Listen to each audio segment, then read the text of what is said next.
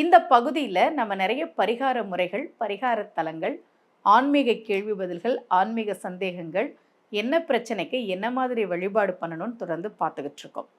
இன்னைக்கு யாருக்காவது ஜாதகத்தில் சந்திரன் சரியில்லைன்னா, யாருக்காவது சந்திர தசை நடந்தா, யாராவது மீன ராசி விருச்சிக ராசியில பிறந்திருந்தா, யாருக்காவது ஜாதகத்துல சந்திரன் ராகு கேது இணைவுல இருந்தா அவர்கள் சென்று வழிபாடு செய்ய வேண்டிய ஒரு கோவிலை பத்தி தான் உங்களுக்கு சொல்ல போறேன்.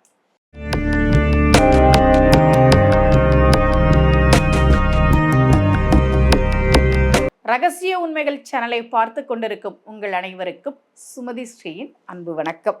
விருச்சிக ராசி நேயர்கள் அப்படின்னு ஏன் சொன்னேன்னா, விருச்சிக ராசியில பிறந்தாவே சந்திரன் நீசம். மீன ராசின்னு ஏன் சொன்னேன்னா, மீன ராசிக்கு இப்போ ஜென்ம சனி தொடங்கி இருக்கு, சரியா? கூடவே அங்கே யார் இருக்கா?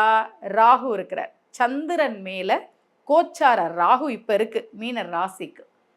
அதே மாதிரி யாருக்காவது ஜாதகத்திலேயே சந்திரன் கூட ராகுவும் கேதுவும் சேர்ந்திருந்தா இவர்கள் சென்று வழிபாடு செய்ய வேண்டிய கோவில்களுள் ஒன்று தாழமங்கை சந்திரமௌலீஸ்வரர் கோவில். இந்த கோவிலுக்கு என்ன சிறப்பு தெரியுமா? பெண்களினுடைய 7 பருவங்கள் சொல்லுவாங்க, தெரியுமா?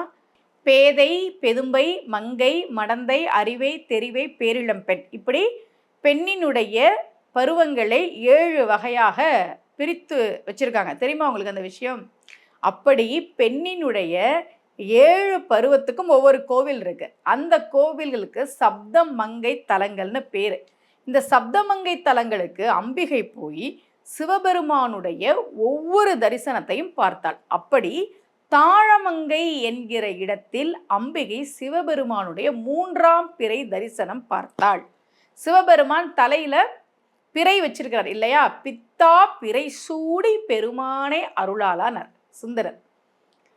ஞானசம்பந்த பெருமான் என்ன பண்ணார்? தோடுடைய செவியன் விடையேறி தூவெண் மதி சூடி, மதியை பிறையை தலையிலே சூடி இருக்கக்கூடியவன் சிவபெருமான். அந்த சிவபெருமானை வழிபாடு செய்து அம்பிகை ஒவ்வொரு சப்தமங்கை ஸ்தலத்திலையும் ஒவ்வொரு தரிசனம் பார்த்தாள். உடுக்கை தரிசனம் ஒரு இடத்திலே பார்த்தாள், கங்கையை ஒரு இடத்திலே தரிசனம் செய்தாள். அப்படி அவள் 3ஆம் பிறை தரிசனம் பார்த்த ஸ்தலம் தாழமங்கை. தஞ்சாவூர் பக்கத்துல இருக்கு. நான் ஏதாவது கோவில்கள் பற்றி சொன்னால் உங்கள் ஊர்லேருந்து அந்த கோவிலுக்கு எப்படி போகணும், என்ன வழி அப்படின்றதெல்லாம் நீங்கள் கூகுளில் பார்த்துக்கோங்க, சரியா? இப்போ நான் தஞ்சாவூர் பக்கத்துலன்னு சொன்னால் சென்னையிலேருந்து வர்றவங்களுக்கு அது வேறு வழியாக இருக்கும், திருநெல்வேலியிலேருந்து வர்றவங்களுக்கு வேறு வழியாக இருக்கும். நான் திருக்கோஷ்டியூர் சிவகங்கை பக்கத்துலன்னு சொன்னால் இல்லை அது புதுக்கோட்டை பக்கத்தில் இருக்குது. இதெல்லாம் தெரியும் ஒவ்வொருத்தருக்கும். எந்தெந்த ஊர்லேருந்து அவங்க வராங்களோ அந்த ஊர் வழி தானே, சரியா? எனக்கு நான் போகும்போது சிவகங்கை பக்கத்தில் எனக்கு நான் இருக்கிற ஊர்லேருந்து போகும்போது, அதனால நான் ஏதாவது கோவில்கள் பற்றி உங்களுக்கு சொன்னால் உங்கள் ஊர்லேருந்து அந்த கோவிலுக்கு என்ன வழியோ அதை நீங்கள் பார்த்துக்கோங்க. தாழமங்கைன்ற ஊரில் சப்தமங்கை ஸ்தலங்களுள் ஒன்று. அங்கே அம்பிகை சிவபெருமானை வழிபாடு செய்து 3ஆம் பிறை தரிசனம் பார்த்தாள், சந்திர தரிசனம் பார்த்தாள். அதனால அந்த கோவிலில் இருக்கக்கூடிய சிவபெருமானுடைய திருநாமம் சந்திரமௌலீஸ்வரர். அங்கே இருக்கக்கூடிய அம்பிகையின் திருநாமம் ராஜராஜேஸ்வரி. யாருக்காவது ஜாதகத்தில் சந்திரன் சரியில்லைன்னா, சந்திரன் நீசமாயிருச்சு, சந்திரன் ராகு கேது பிடியில் இருக்கு, அல்லது யாருக்காவது சந்திர தசை நடக்குது, அல்லது யாராவது சந்திரனுடைய நட்சத்திரத்தில் பிறந்திருந்தால், ரோகிணி, அஸ்தம், திருவோணம் இந்த நட்சத்திரத்தில் பிறந்தவர்களாக இருந்தால், இப்போ மீன ராசியில சந்திரன் மேல கோச்சார ராகு இருக்கு. அதனால இவர்கள் எல்லாம் வாய்ப்பு கிடைக்கிற போது ஒரு முறை சென்று வழிபாடு செய்யுங்கள். நிச்சயமாக சந்திரனால் ஏற்படக்கூடிய தோஷங்களை இந்த கோவில் வழிபாடு நீக்கித்தரும்.